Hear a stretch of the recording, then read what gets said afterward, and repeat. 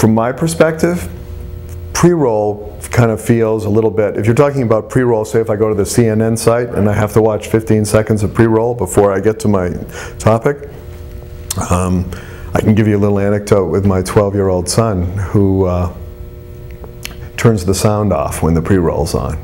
You know, I think the most important aspect of this is that video on the web is opt-in. You have to want to watch it.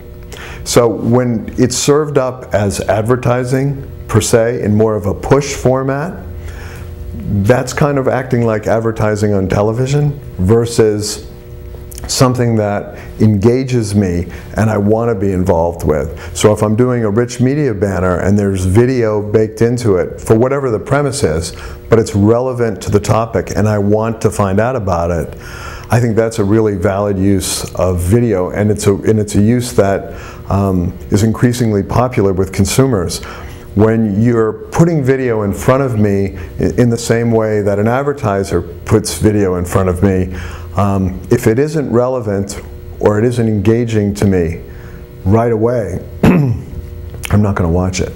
The best work that's done for the web is work where the prospect or the consumer is directly involved.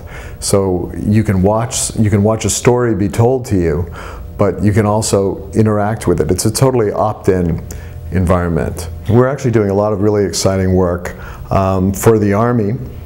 Our goal is to obviously, we have a quota to reach every year. You know, the Army needs X number of recruits every year.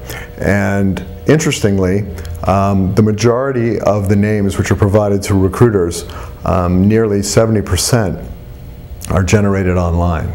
So it's by far and away the largest single source of leads for recruiters.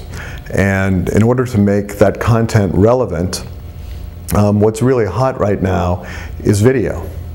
And so what we do on the Army site is we provide, to move people through the funnel from awareness through engagement to actually meeting with a recruiter.